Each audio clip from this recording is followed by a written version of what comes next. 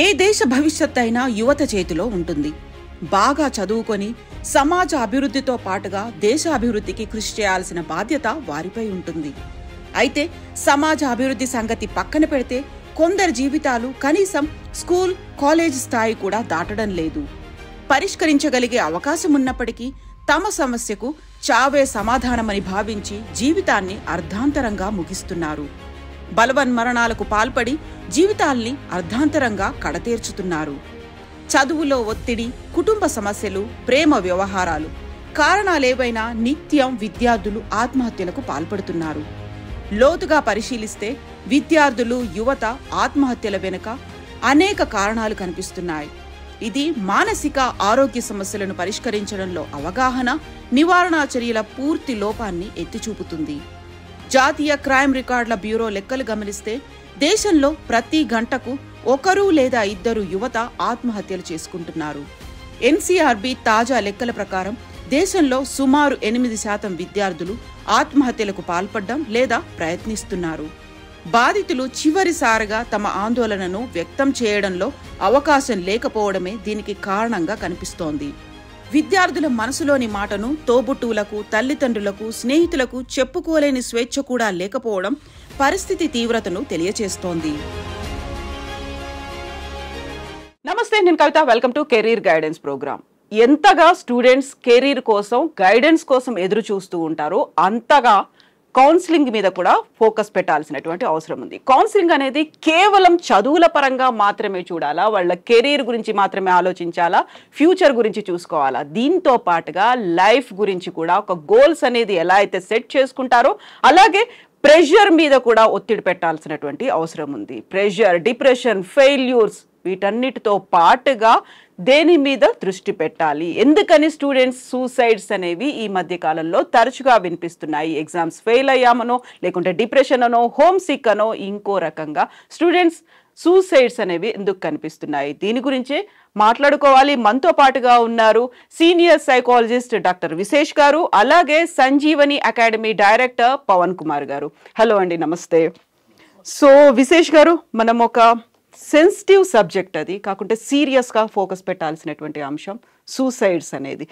మిగతా ఎవరైనా సూసైడ్ చేసుకుంటే వాళ్ళకు ఒక డిఫరెంట్ ఒపీనియన్స్ ఉంటాయి, లేకపోతే ఒక ఆల్రెడీ ఫెయిల్యూర్ అనేది ఉంటుంది. బట్ స్టూడెంట్స్ అనేవాళ్ళు అప్పుడే ఎంటర్ అవుతున్నారు, లైఫ్ గోల్స్ సెట్ చేసుకుంటారు, ముందుకెళ్ళాలి, ఒక భవిష్యత్తు గురించి ఇన్ని ఆలోచనలు ఉన్న తర్వాత ఎన్సీఆర్బీ లెక్కల్ని బట్టి చూస్తే 2017 నుంచి 2022 వరకు చూసుకున్నట్టయితే 7.6గా 27లో ఉంది, 2017లో ఉంది, 2020లో 8.2 ఉంది, 2021లో 8%, 2022లో 7.6% అనేది ఉంది.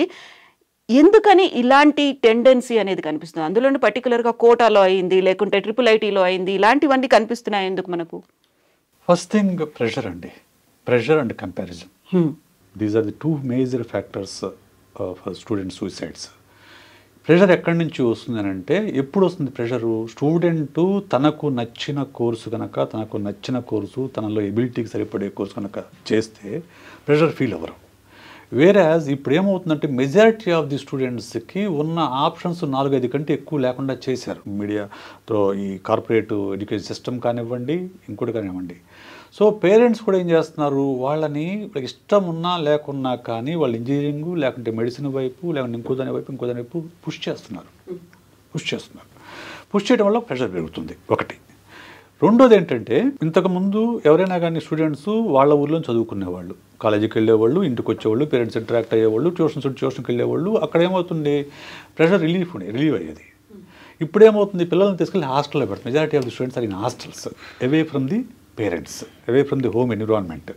అక్కడ ఫుడ్ బాగుండకపోవచ్చు, రూమ్ బాగుండకపోవచ్చు, రూమ్మేట్తో కూడా ఉండొచ్చు, వార్డెన్తో కూడా ఉండొచ్చు, రకరకాల ప్రెషర్స్ ఉంటాయి అక్కడ మళ్ళీ. ఓకే, అవి ఎవరికి చెప్పలేరు, చెప్పినా కానీ రిజాల్వ్ అయ్యే ఇష్యూస్ కాదవి. ఓకే, ఒక స్టూడెంట్ కంప్లైంట్ చేసిన మాత్రం ఫుడ్ మేము వాళ్ళు మార్చరు, 10 మంది 100 మంది కంప్లైంట్ చేసినా వాళ్ళు ఏం మార్చరు. ఇటువంటి కంప్లైంట్స్ ఉన్నాయి, దానివల్ల ప్రెషర్ పెరుగుతుంది. దాంతోపాటు మూడో ప్రెషర్ ఏంటంటే, ఇంతకుముందు ఎడ్యుకేషన్ అంటే ఒక స్కూల్తో పాటు ప్లే గ్రౌండ్ ఉండేది, కాలేజీతో పాటు ప్లే గ్రౌండ్ ఉండేది, చదువుతో పాటు ఆటలు ఉండేవి, చదువుతో పాటు పాటలు ఉండేవి, చదువుతో పాటు డ్రామా ఉండేది, చదువుతో పాటు డాన్స్ ఉండేవి, ఇటువంటివన్నీ ఉండేవి. చదువులో కొంచెం ప్రెషర్ వచ్చినా కానీ దాన్ని అక్కడ రిలీవ్ చేసుకునేవాళ్ళు. ఇప్పుడు మార్నింగ్ 7:30 నుంచి నైట్ 11 వరకు చదువు తప్ప ఇంకేదీ లేదు. మోరోవర్ ఇంకేదీ లేదు. దాంతోపాటు అసలు వాళ్ళకి ఆటపాట కదా, కనీసం కొంతమంది సన్ రేస్ కూడా ఎక్స్పోజ్ కావట్లేదు. సన్సెట్ సన్ రైజ్ కూడా చూడలేదు. నేను ఒక అమ్మాయిని లాస్ట్ ఇయర్ నేను ట్రీట్ చేశాను. She hasn't seen the sun rays for 1 year. Hostel room to classroom to hostel room, ఎప్పుడు అలా తలదించుకొని బుక్స్ లో చూస్తూనే ఉండాలి. సో దానివల్ల ఏమవుతుంది, ఆటోమేటిక్గా మీకు ప్రెషర్ అనేది పెరుగుతుంది, డిప్రెషన్ లాంటి ఇష్యూస్ జనరేట్ అవుతాయి. సో ఈ ప్రెషర్ అంటే డీల్ చేయాలంటే సపోర్ట్ సిస్టమ్ ఏముంది? సపోర్ట్ సిస్టమ్ ఎవరు ఉండాలి? ఎవరైనా ఏ స్టూడెంట్కైనా కానీ first support system parents. So వాళ్ళకి ప్రాబ్లం ఉంటే, నాన్న ఇక్కడ కొంచెం బాగాలేదు నాన్న, ఇది చేయను అని చెప్తారు. పేరెంట్స్ ఏమంటున్నారు, నాన్న 2 years అడ్జస్ట్ అవ్వు నాన్న అంటున్నారు. ఇంకొంతమంది పేరెంట్స్ ఏం చేస్తారు, పాపం వాళ్ళ శక్తికి మించి ఖర్చు పెట్టి స్కూల్లో కాలేజ్ చదివిస్తున్నారు. చదివించిన పేరెంట్స్ ఏం చెప్తారు, నాన్న సంవత్సరానికి 3 లక్షలు కట్టాను నాన్న, కొంచెం బాగా కష్టపడాలి, అడ్జస్ట్ అవ్వు, కష్టపడాలి, నువ్వు సీట్ పట్టాలి అని చెప్పేసి దాంట్లో పేరెంటల్ ఎక్స్పెక్టేషన్స్ అనేవి ప్రెషర్గా మారుతుంది. వెరీ రీసెంట్గా ఒక ఎగ్జాంపుల్ అండి, ఒక హైదరాబాద్ అవుట్స్కట్స్లో ఉన్నటువంటి ఒక కార్పొరేట్ కాలేజ్కి సంబంధించిన హాస్టల్లో అబ్బాయి వారం కిందే జాయిన్ అయ్యారు. అమ్మ వచ్చి అన్నం తినిపించి వెళ్ళింది ఆ రోజు అర్ధరాత్రి. Next day he wanted to go to home. తల్లి వద్దని చెప్పింది. గోడ దూకి పారిపోదాం అనుకున్నాడు. అక్కడ చిన్న తక్కువ ఎత్తు ఉంది అన్న గోడ దూకే ప్రయత్నంలో అబ్బాయి అక్కడ ఉన్నటువంటి ట్రాన్స్ఫార్మర్కి గుద్దుకొని చనిపోయాడు. 3 రోజుల తర్వాత మాత్రమే డెడ్ బాడీ దొరికింది. సో ఎంత ట్రామా ఉంటుందండి సైకలాజికల్గా అక్కడ. అనేది ఒక స్కూల్ నుంచి, ఒక కాలేజ్ నుంచి పారిపోవాలనే ఆలోచన వచ్చింది అంటే దేని నుంచి పారిపోతారు మనుషులు? ఒక భయం నుంచి పారిపోతారు. ఖైదీలు జైలు నుంచి పారిపోవాలని ప్రయత్నం చేస్తారు, కానీ స్టూడెంట్స్ స్కూల్ నుంచి కాలేజీ నుంచి పారిపోవడం ఎందుకు ప్రయత్నం చేస్తున్నారు అంటే, ఆ కాలేజీలు కూడా, ఆ కాలేజీ హాస్టల్స్ అనేవి జైళ్ళలాగా మారాయి. జైలుకి హాస్టల్కి పెద్ద డిఫరెన్స్ ఏమీ లేదండి.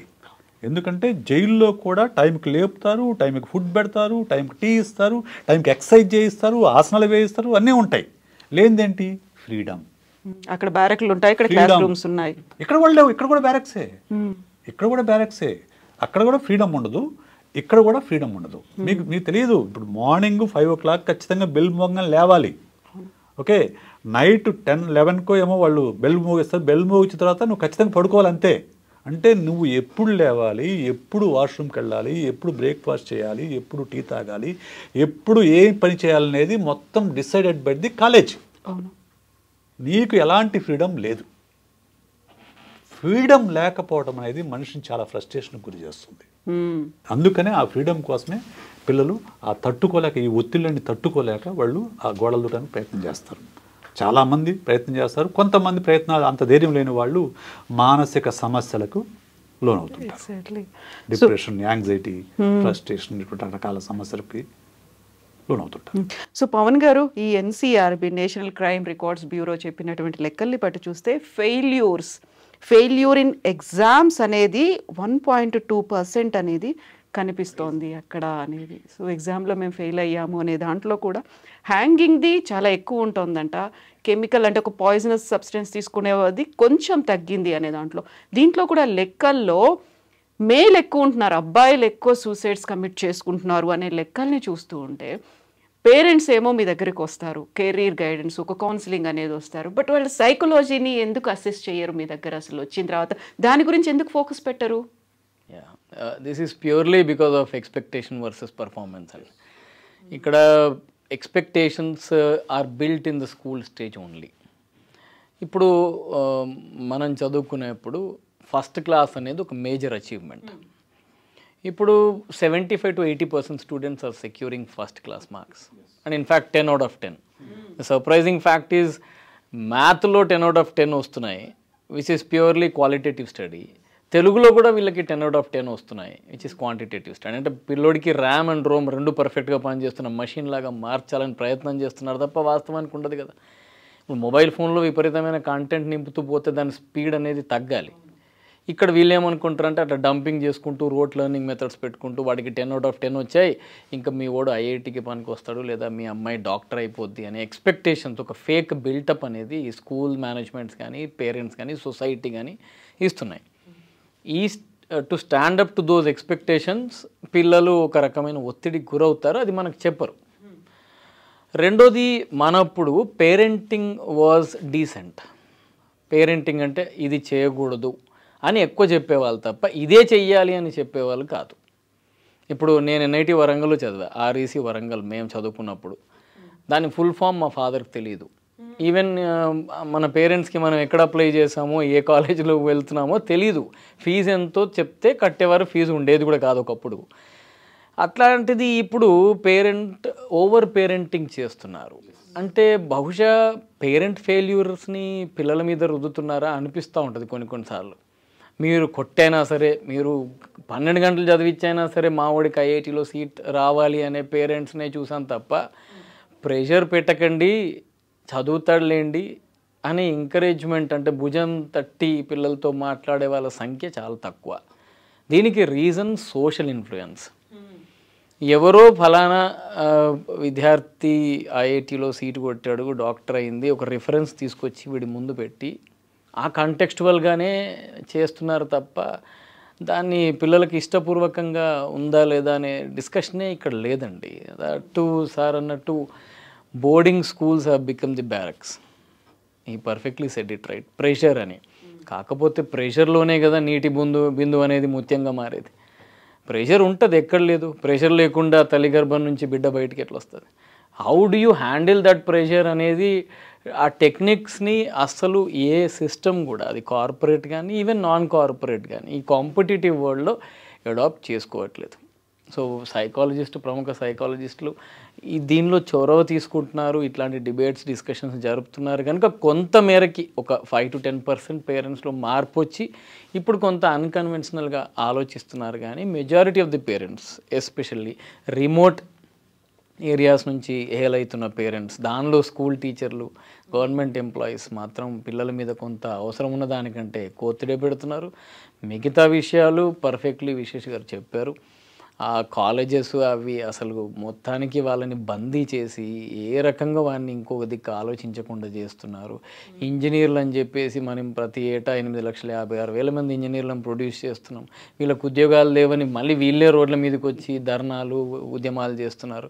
ఆ ఉద్యమాలకి మళ్ళీ వీళ్ళే వంతు పలుకుతున్నారు పేరెంట్సే తప్ప ఇది ఒక రీసైకిల్ బిన్ తయారైంది మేడం, అంతకుమించి ఏం లేదు. ఇట్లే ఉంటే సమాజం త్వరలోనే భ్రష్టు పడిపోతుంది. కనుకనే ఆల్టర్నేటివ్ కెరియర్ ఆపర్చునిటీస్ ఏవైతున్నాయో, ఇప్పుడు when we were having a casual discussion with Vishesh గారు, he was telling that my son is not interested in computers. That itself shows diversified thought process. ఎంతమంది ఆలోచిస్తున్నారు ఇట్లా? ఇప్పుడు లాలో విపరీతమైన కెరియర్ ఆపర్చునిటీస్ ఉన్నాయి, ఒకప్పటిలా కాదు. ఇప్పుడు ఆర్బిట్రేటర్ అవ్వచ్చు, ఇన్కమ్ ట్యాక్స్ లాయర్ అవ్వచ్చు, హ్యూమన్ రైట్స్ లాయర్ అని, ఇంటలెక్చువల్ ప్రాపర్టీ లాయర్ అని చాలా ఆపర్చునిటీస్ ఉన్నాయి. ఇప్పుడు అట్లొద్దు. ఏదో 20 ఏళ్ళ నుంచి వస్తున్న పంథ ఐఐటి లేదా డాక్టర్. అన్ఫార్చునేట్లీ ఎండి చదువుకున్న పిల్లలకి ఇప్పుడు వస్తున్న జీతం ఎంత సార్? 1,00,000-1,50,000. అంతకంటే ఎక్కువ ఫుడ్ కోర్టు పెట్టుకున్న వాళ్ళు సంపాదిస్తున్నారే. ఇక్కడ ఒక మాట చెప్పా, ఇప్పుడు సార్ చెప్పినట్లు మా వాడు electronics instrumentation, okay, he is working in renewable energy. వాడు ఇప్పుడు ఐఐటి ముంబైకి ఇంటర్న్షిప్ కోసం వెళ్ళాడు. ఓకే, వాళ్ళ క్లాస్మేట్స్కి వాళ్ళు ఇంటర్న్షిప్కి వెళ్తే వాళ్ళకు నెలకు 80,000 రూపాయలు మనీ వస్తుంది వాళ్ళకు. వాళ్ళు కంపెనీ వాళ్ళు ఇస్తున్నారు ఇంటర్న్షిప్ చేసినందుకు గాను. వేరే as he is spending 20,000 rupees for accommodation, food and accommodation. They are not giving any money. IIT వాడు అది సఫర్ అవుతున్నాడు. వాళ్ళేమో వాళ్ళైతే సంపాదిస్తున్నారు, నేనేమో ఖర్చు పెట్టిస్తున్నాను ఇంకా మీతోనే అని చెప్పేసి నేను చెప్పాను. ఓకే, నువ్వు సంపాదించడం మరి కంప్యూటర్లో కూర్చోరా అని నాకు ఇష్టం లేదు కదా. నీకు ఇష్టం లేని పని చేసేటప్పుడు డబ్బులు వస్తాయేమో కానీ నీకు హ్యాపీనెస్ ఉండదు. So you are chasing your passion. నీకు ఏది ఇంట్రెస్టో అది చేస్తున్నావు. అది చేసేటప్పుడు కొంచెం ప్రెషర్ ఉంటుంది, అలాగే కొంచెం తక్కువ శాలరీ కూడా ఉంటుంది కాదని అంటలా. కానీ యూ విల్ బీ హ్యాపీ. నువ్వు హ్యాపీగా ఉంటావు ఎందుకంటే నీకు నచ్చిన పని చేస్తున్నావు, నీకు నచ్చిన ఏరియాలో పని చేసుకుంటున్నావు. సో అది చూసుకో నువ్వు. అల్టిమేట్గా మనిషి ఏది సంపాదించినా, ఎంత సంపాదించినా, ఏ దేశం వెళ్ళినా, ఏ స్థాయికి వెళ్ళినా మనిషి అల్టిమేట్ గోల్ హ్యాపీగా ఉండడం. ఆ హ్యాపీనెస్ లేనప్పుడు నువ్వు ఎంత సంపాదించినా కానీ చివరికి వచ్చి అలాంటి సైకాలజిస్ట్కి ఫీజు కట్టాలి. ఎగ్జాక్ట్లీ. ఇప్పుడు హ్యాపీనెస్ అనేది చూస్తున్నారా? In other words prestige issue కింద తీసుకు అంటే జనాలకు ప్లెజర్కు హ్యాపీనెస్కు మధ్య డిఫరెన్స్ తెలియదండి. కంఫర్ట్స్కి హ్యాపీనెస్కి మధ్య డిఫరెన్స్ తెలియదు. ఇప్పుడు ఏమంటారంటే అసలు కనీసం ఒక విల్లా లేకపోతే ఎట్లాగండి అంటాడు. Villa is comfort, okay, it is a property. ఆ విల్లాలో ప్రశాంతంగా నిద్రపోగలగటం హ్యాపీనెస్. ఓకే, విల్లా కొంటున్నారు, ఆ విల్లాలో నిద్ర పట్టక నాకు నిద్ర పట్టట్లేదని చెప్పి సైకాలజీ దగ్గరికి వస్తున్నారు. రైట్, విల్లా కొంటున్నారు, వైఫ్ అండ్ హస్బెండ్ ఇద్దరు కూడా కష్టపడి ఇద్దరం కూడా సంపాదించకపోతే రేపు ఎట్లా అని చెప్పేసి ఇద్దరు కూడా చెరుకు 1,50,000 రూపాయలు 2 లక్షల రూపాయలు 4 లక్షల రూపాయలు సంపాదించుకుంటున్నారు. కానీ ఇద్దరు అడ్జస్ట్ కాలేక మ్యారిటల్ కాన్ఫ్లిక్ట్స్తో సైకాలజీ దగ్గరికి వస్తున్నారు. రైట్, సో మనకు లైఫ్ హ్యాపీగా గడపటం మాత్రమే ఎందుకంటే ముఖ్యమైన విషయాన్ని పిల్లలకు ఎవరు చెప్పడం లేదు. ఎవరికి వాళ్ళు సక్సెస్ అంటే ఏం చెప్తున్నారు చెప్పండి? సక్సెస్ అంటే ఈరోజు చెప్తుంది డబ్బు సంపాదించడం ఒకటే సక్సెస్గా చూపిస్తున్నారు. డబ్బు సంపాదించడం ఒకటే సక్సెస్ చూపిస్తున్నారు. డబ్బు సంపాదించడం ఒకటే సక్సెస్ కాదు. కొంతమందికి పేరు వస్తుంది, ఓకే, కొంతమందికి సోషల్ నెట్వర్క్ పెరుగుతుంది, కొంతమందికి సాటిస్ఫాక్షన్ వస్తుంది, కొంతమంది నార్మల్ లైఫ్ లీడ్ చేస్తారు, వాళ్ళకి డబ్బు అవసరం లేదనుకుంటారు. అందరికీ అంబానీలాగా డబ్బు సంపాదించిన కోరిక ఉండదండి. కొంతమంది ఓకే మనకున్న దాంట్లో ప్రశాంతంగా ఉందాము అని కూడా కోరుకునే వాళ్ళు ఉంటారు. So that is Indian life style. Okay, ఇవన్నిటిని మనము పక్కకు తోసేసాం. తోసేసి ఈరోజు ఒక స్టూడెంట్ కానివ్వండి, ఒక ఎంప్లాయీ కానివ్వండి, ఎవడు ఎక్కువ శాలరీ సంపాదిస్తే వాడు సక్సెస్ కింద లెక్క. నిర్వచనాలు అలా మారిపోతున్నాయి. అంతే, నిర్వచనం అలాగే మారిపోయింది. అంతే తప్ప వాడు కంట్రిబ్యూషన్ అంటే ఎవడు చూడటంలా. ఇప్పుడు వాడు ఏం చేస్తున్నాడు? అక్కడికి వెళ్ళి ఏదో కంపెనీలో జాబ్ చేస్తున్నాడు. మార్నింగ్ 9 నుంచి మొదలు పెట్టుకొని నైట్ 8 o'clock వరకు జాబ్ చేస్తాడు. 8 o'clock జాబ్ చేసిన తర్వాత ఇంటికి వచ్చి ఏం చేస్తాడు చెప్పండి? ఏం చేస్తాడు? కాస్త తింటాడు, నిద్రపోతాడు, కాస్త టీవీ చూసి నిద్రపోతాడు. You know it is affecting the marital life, sexual life. Work pressure is affecting a lot of sexual life. ఇంపార్టెన్సీ పెరిగిపోతుంది మేల్లో because of the stress. Project ఉందంటే విపరీతమైన స్ట్రెస్ ఉంటుంది. అసలు there is no time to interact each other. ఇద్దరు job చేసేవాళ్ళు అయితే వాళ్ళు కలవడానికి కూడా వాళ్ళకి టైం ఉంటుంది. ఎందుకంటే అలసిపోతారు. పొద్దున్నే 8 గంటలకు బయలుదేరి సిటీలో ప్రయాణం చేసి ఆఫీసుకు పోయి అక్కడ ఆ ప్రెషర్ తట్టుకొని ఆ బాస్తో తట్టుకొని ఇంటికి వచ్చేసరికి ఏదో కొంచెం స్విగ్గీలో ఆర్డర్ పెట్టుకొని తినేసి పడుకుందామని అనిపిస్తుంది ప్రాణానికి. ఓకే, వీకెండ్ సెక్స్ చేసేవాళ్ళు బొచ్చెడు మంది ఉన్నారు. Okay, so it is affecting all areas of life అండి. సో ఈ నిర్వచనాలు మనం మార్చకుండా పిల్లలకి నువ్వు డబ్బు సంపాదిస్తేనే సక్సెస్, లేకుంటే అమెరికా వెళ్తేనే సక్సెస్, లేకుంటే ఆఫ్రికా కాదండి, స్వీడన్ వెళ్తేనే, యూరప్ వెళ్తేనే సక్సెస్. ఎప్పుడైతే ఇలా కొలుస్తున్నామో ఆటోమేటిక్గా ప్రెషర్ బిల్డప్ అవుతుంది. లేకుంటే పేరెంట్సే కంపేర్ చేస్తారు. పేరెంట్స్ ఏం కంపేర్ చేస్తారు? నానా ఏనా నీకు 50,000 వాళ్ళ అబ్బాయికి 1,00,000 రూపాయలు ఇస్తున్నారంటే శాలరీ. చాలా గొప్పగా చెప్పుకోవాలనే ఆశ కోరిక. అంటే పిల్లల్ని ఒక మెడల్స్ లాగా చూపించుకోవాలి. అది అప్పుడే కాదండి, నీకు చిన్నప్పటి నుంచే మొదలవుతుంది. ఈ కార్పొరేట్ ఎడ్యుకేషన్ సిస్టమ్ అంటే ఎట్లా తయారు చేసిందంటే ఎల్కేజీ గ్రాడ్యుయేషన్ ప్రోగ్రామ్ అండి. కాన్వకేషన్ సెరమనీ ఎల్కేజీకి. నాకు తెలిసి కాన్వకేషన్ అనేది ఒక పీజీలోనే జరుగుతుంది. పీజీ తర్వాత జరుగుతుంది. డిగ్రీ కూడా కాన్వకేషన్ లేదు. పీజీలో మాత్రమే ఆ గౌన్ వేసుకొని కాన్వకేషన్ తీసుకుని, అది కూడా పర్సనల్గా ఎవరో ఆడ గౌన్ వేసుకొని కూర్చుంటే ఆడ సీట్లో పెడతారు. ఓన్లీ డాక్టరేట్స్ మాత్రమే కాన్వకేషన్లో తీసుకునే అవకాశం ఉంటుంది, మిగతా ఎవరికి లేదు. ఇప్పుడేమో ఎల్కేజీ దగ్గర నుంచి కాన్వకేషన్, అది ఒక షో కేసుగా చూపించడం. ఎంకరేజ్మెంట్ కింద కూడా ఎంకరేజ్మెంట్ కాదండి, అది బర్డన్ మేడం. ఎంకరేజ్మెంట్ వేరు, బర్డన్ వేరు. ఏమవుతుందంటే ఇప్పుడు పిల్లలు మేము గమనిస్తే చాలామంది పేరెంట్స్ పిల్లల్ని they throw children to so many activities. మావాడు డ్రాయింగ్, డ్యాన్స్, పాటలు, అదేంటి ఇట్లా స్కేటింగ్, స్విమ్మింగ్, చెస్ అన్నీ నేర్పించాలి పిల్లలకి, అన్నీ నేర్పించాలి. ఎన్ని నేర్చుకుంటారు చెప్పండి? ఒకడు ఎన్ని నేర్చుకోగలడు? మళ్ళీ దీంతో పాటుగా చదవాలి, దాంతో మళ్ళీ చదవాలి, ఇవన్నీ చేయాలి. ఇన్ని పనులు ఒక పిల్లాడు చేయగలడా? చేయడు కదా. ఒక్కొక్క పిల్లవాడికి ఒక్కొక్క సామర్థ్యం ఉంటుంది. ఒకడికి పాటల్లో ఇంట్రెస్ట్ ఉండొచ్చు, ఒకడికి ఆటల్లో ఇంట్రెస్ట్ ఉండొచ్చు, ఒకడు బాగా చదవచ్చు. ఈ మల్టిపుల్ ఇంటెలిజెన్స్ థియరీ అనేది చాలామంది పేరెంట్స్కే కాదు టీచర్స్ కూడా తెలియదండి. మల్టిపుల్ ఇంటెలిజెన్స్ థియరీ అని ఉందండి. అంటే ఒక్కొక్క బిడ్డకి కానివ్వండి, ఒక మనిషికి కానివ్వండి 9 రకాల ఇంటెలిజెన్స్ ఉంటాయి. ఒక్కొక్కళ్ళలో ఒక్కొక్క రకం ఇంటెలిజెన్స్ బాగుంటుంది. కొందరు బాగా మాట్లాడతారు, కొందరు బాగా రాస్తారు, కొందరు బాగా పాడతారు, కొందరు బాగా ఆడతారు. ఓకే, కొందరు ఇవేమి ఉండవు కానీ బాగా టీం లీడ్ చేస్తారు, పీపుల్ మేనేజ్మెంట్ ఉంటుంది వాళ్ళకు. కొందరు ఏమీ లేకపోయినా హ్యాపీగా ఉంటారు, ఏమీ లేకపోయినా హ్యాపీగా ఉంటారు. ఇంటర్పర్సనల్ స్కిల్స్ బాగుంటాయి, ఇంట్రాపర్సనల్ స్కిల్స్ ఉంటాయి వాళ్ళకు. సో ఇవి రకరకాల స్కిల్స్ ఉంటాయి. ఏ స్టూడెంట్కి ఏ ఇంటెలిజెన్స్ బాగుందో గుర్తించి దానికి సంబంధించిన రంగాల్లో కనుక పంపిస్తే వాళ్ళు సునాయాసంగా పనిచేసుకుంటారు, సునాయాసంగా సక్సెస్ సాధిస్తారు. అలా కాకుండా మీకు మ్యాథ్స్ రాని వాడిని తీసుకెళ్ళి ఎంపీసీలో పడేస్తే వాడికి రోజు నరకమే, రోజు నరకమే, రైట్? అలాగే నాకు బాగా గుర్తుండవు కొన్ని విషయాలు అనేవాడిని తీసుకెళ్ళి బైపీసీలో పడేస్తే ఆ ఫ్యామిలీసు ఆ పేర్లు గుర్తుపెట్టుకునేసరికి నరకంగా అనిపిస్తుంది.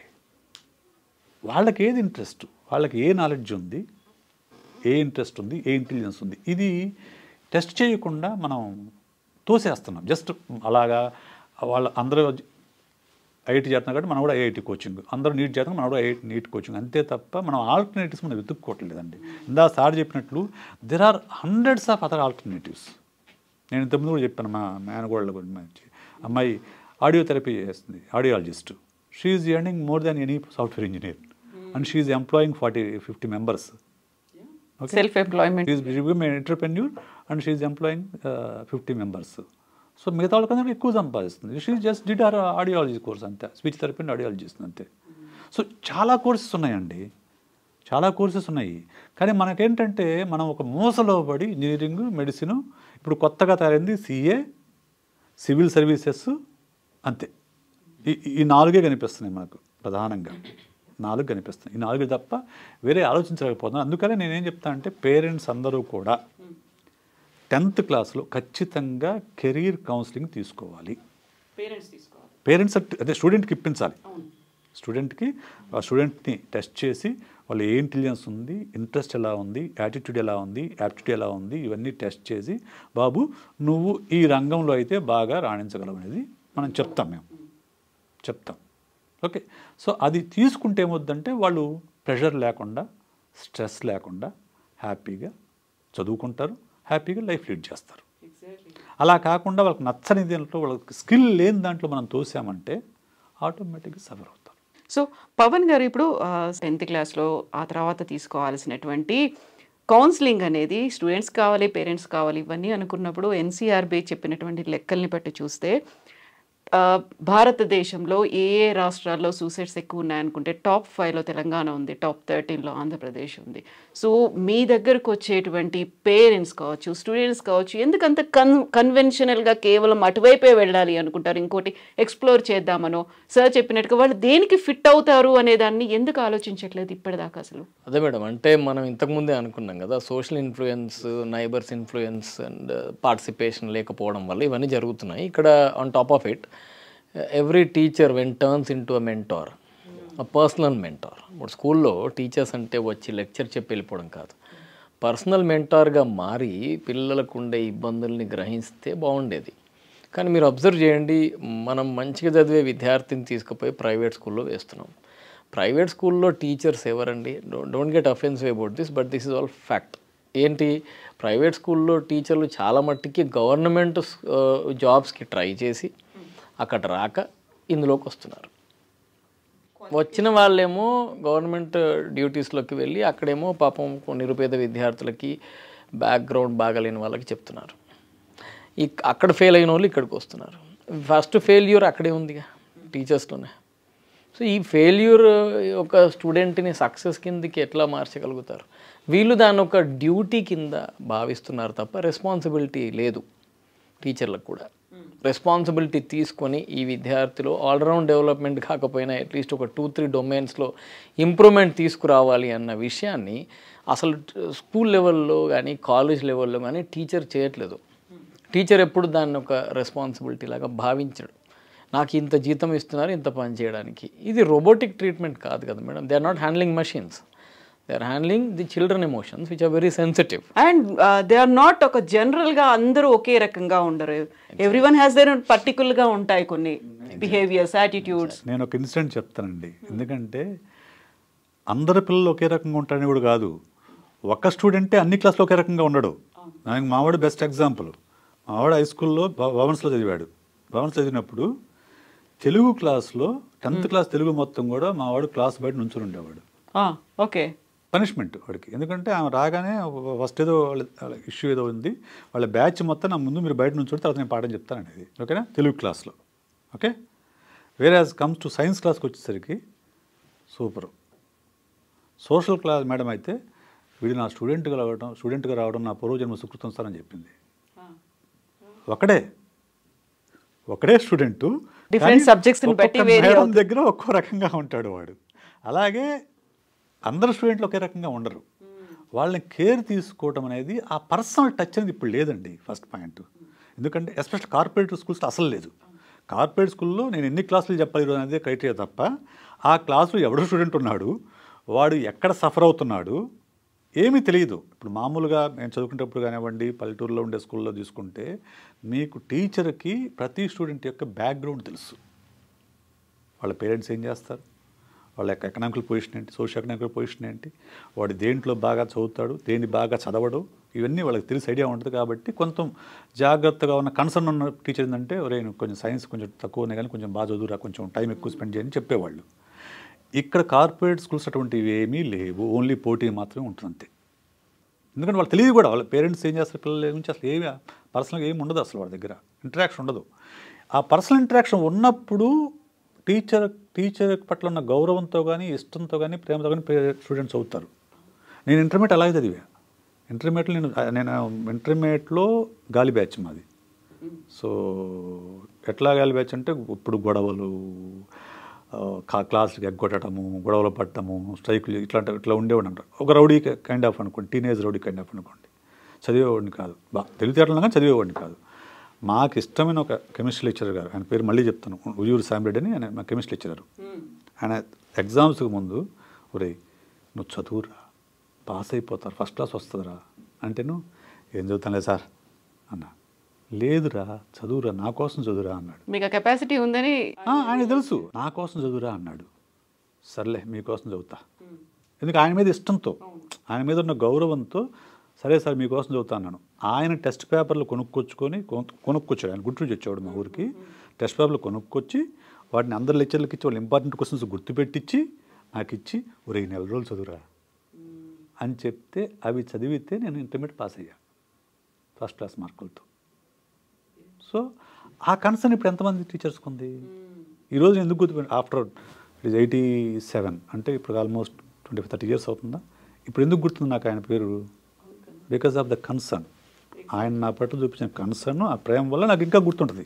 అలా పర్సనల్ ఇన్ఫ్లుయెన్స్ చేయగల ఆ రిలేషన్షిప్ అని ఇప్పుడు లేదు అస్సలు, ఏ స్కూల్లోని కాలేజీలో లేదు అసలు. పవన్ గారు, ఇప్పుడు విశేష్ గారు ఒక మాట చెప్తుంటే, కన్సర్న్ అనేది చూపిస్తూ ఉంటే, లాస్ట్ ఇయర్ క్లాస్ రూమ్లోనే ఒక student, intermediate first year student, అదే క్లాస్ రూమ్లో ఎక్కడైతే క్లాసెస్ చెప్తున్నారో అదే క్లాస్ రూమ్లో అందరి స్టూడెంట్స్ ముందు ఇన్సల్ట్ చేస్తున్నారు, ఆ క్లాస్ రూమ్లోనే ఆయన సూసైడ్ చేసుకున్నాడు, ఆ అబ్బాయి హ్యాంగ్ చేసుకున్నాడు. అంటే అట్లాంటి సిచ్యువేషన్, అటు పేరెంట్స్ కూడా మా పిల్లలు చదవకపోతే కొట్టండి అనేటువంటి ఆ మాట చెప్పినటువంటి పేరెంట్స్ కూడా ఉన్నప్పుడు, అందరి ముందు కొడతారు, అది అలవాటుగా మారిపోయింది, దే మెయింటైన్ ఎస్టిక్ అక్కడ కూడా ఉంటుంది అనుకున్నప్పుడు, ఇలాంటి సిచ్యువేషన్స్ చూసినప్పుడు ఎవరిలో మార్పు రావాలంటారు మీరు? అంటే ఇది social issue madam, it's not related to one entity. ఇక్కడ మనం టీచర్ గురించి మాట్లాడుకున్నాం, పేరెంట్స్ గురించి మాట్లాడుకున్నాం, కొంత పిల్లల్లో కూడా ఒక విషయం గ్రహించాలి. ఇక్కడ విద్యార్థులు కూడా ఏంటంటే they have become too sensitive because of lack of exposure. ఇప్పుడు సార్ అన్నారు కదా, sunrise, sunset and all that.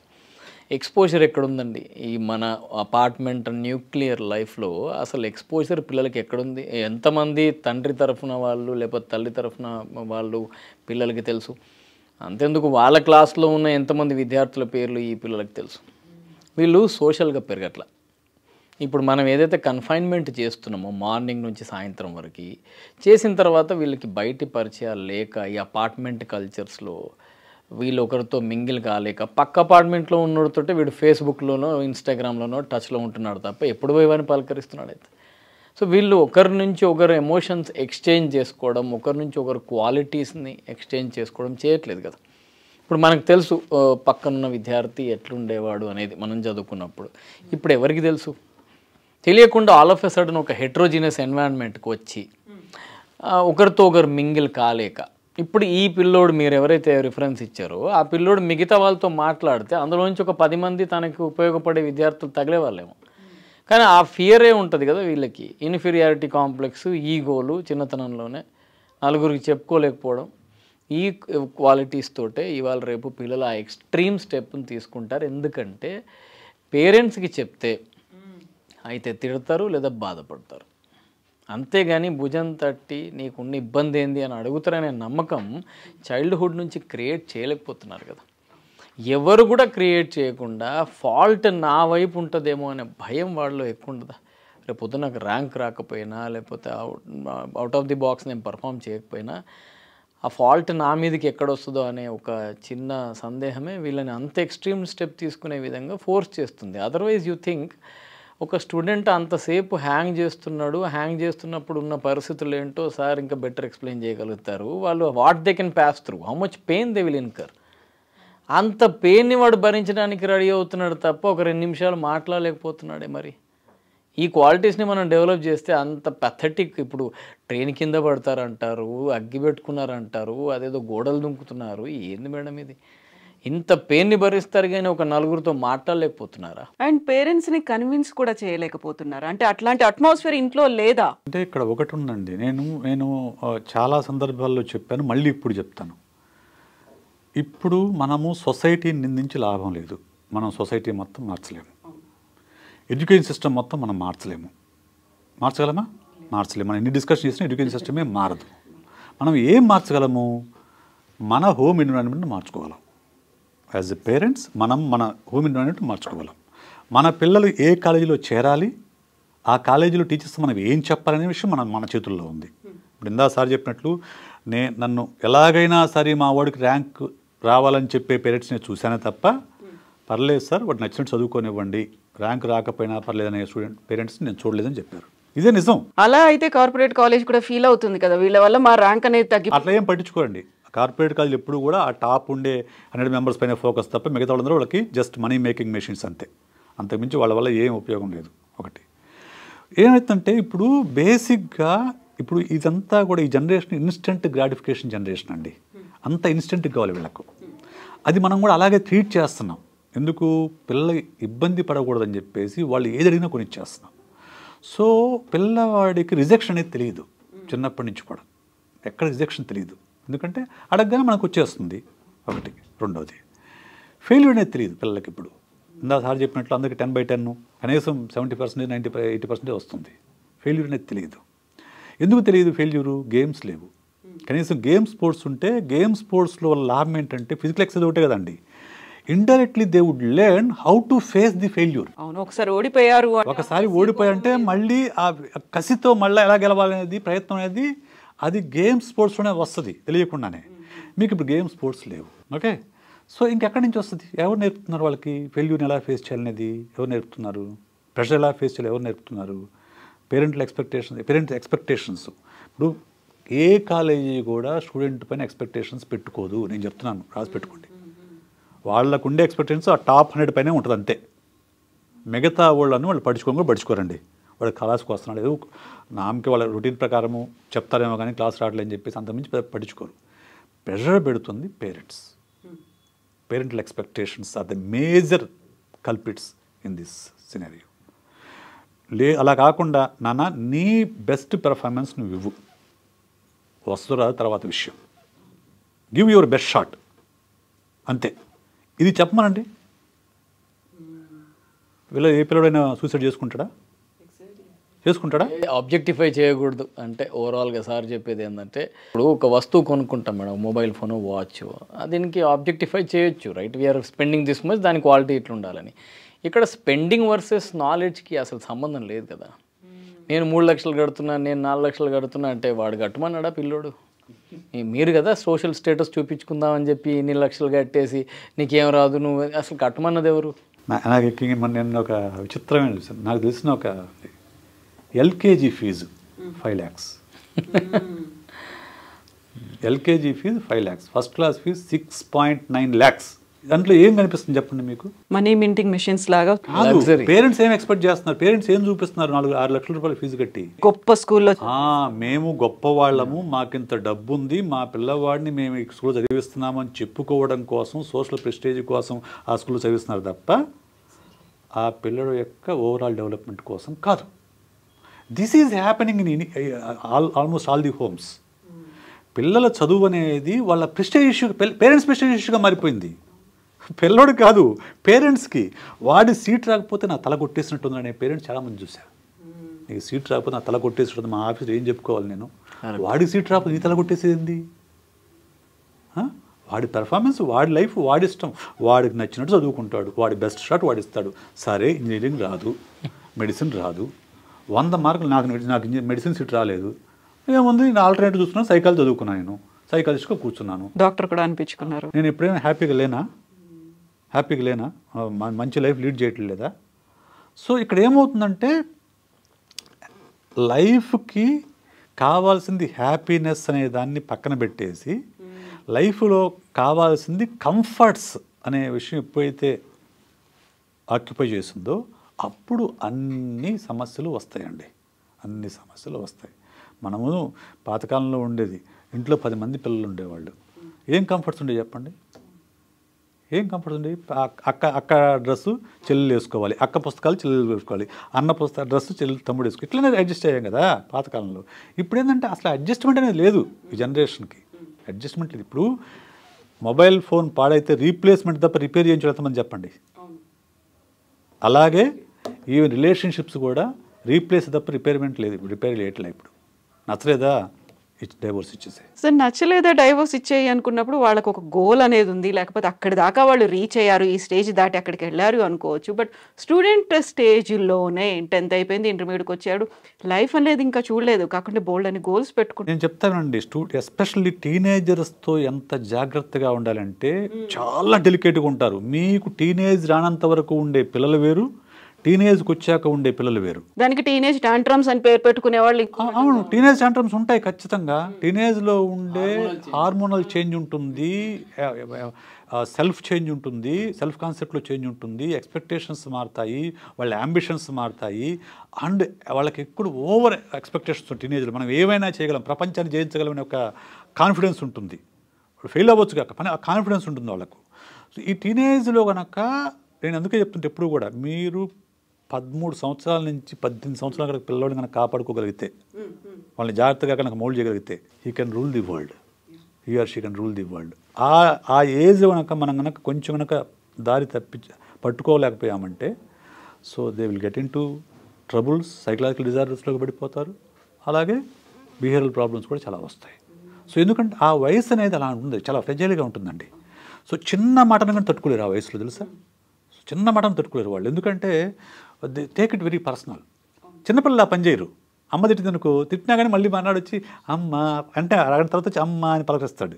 Teenage తిట్టండి, వాడు ముడుచుకుపోతాడు. It all depends on the relationship between the parent and child, teenager. ఇదే తిట్టినా కానీ పర్లేదు, మా ఫాదర్ కోపంతో తిట్టాడు, తర్వాత నన్ను మళ్ళీ మామూలుగా ఉంటాడని కనుక నమ్మకం టీనేజర్కి ఉంటే వాడు వచ్చి మాట్లాడతాడు. మళ్ళీ అరగంట తర్వాత వాడి కోపం తగ్గిన తర్వాత వాడి బాధ తగ్గింది వచ్చి మాట్లాడి నువ్వు తిట్టావని అడుగుతాడు. అంత ఓపెన్నెస్ ఎక్కడ ఉంది ఈరోజు? ఫ్రెండ్లీ అట్మాస్ఫియర్ కాకపోయినప్పటికీ అండర్స్టాండింగ్ అనేది అక్కడ ఉండాలి. ఓపెన్నెస్ ఉండాలి, అండర్స్టాండింగ్ ఉండాలి. మీరు నా పిల్లలు నన్ను ఏదైనా అడగొచ్చు, నాతో ఏదైనా డిస్కస్ చేయొచ్చు, వాళ్ళ బాధలని నాకు చెప్పుకోవచ్చు. నేను జడ్జి చేయను. యూజువల్గా ఏమవుతుందంటే జడ్జ్ చేస్తారు టీనేజర్స్ని. ఎవరైనా అమ్మాయి ఒక అబ్బాయిని ఇష్టపడిందంటే అది ఒక అంతర్జాతీయ సమస్య. నేను అంటాను, ఒక అబ్బాయిని ఇష్టపడకపోతే అది ప్రాబ్లం. కలవట్లేదు అనేది ఎవరితో ఆపోజిట్ సెక్స్ ఇంట్రెస్ట్ కలగట్లేదంటే అది అబ్నార్మల్. ఇంట్రెస్ట్ కలగటం నార్మల్. ఆపోజిట్ సెక్స్ పట్ల అట్రాక్షన్ ఉంటుంది నార్మల్. అట్రాక్షన్ లేకపోవడం అబ్నార్మల్. అది చాలామంది పేరెంట్స్ తెలియదు. మరి అట్రాక్ట్ అవుతారు, అది కామన్. అట్రాక్ట్ అయిన వాళ్ళందరూ ప్రేమలో పడతారని కాదు, ఇంకోటని కాదు. అది ఆ వయసుకుండే సహజ లక్షణం.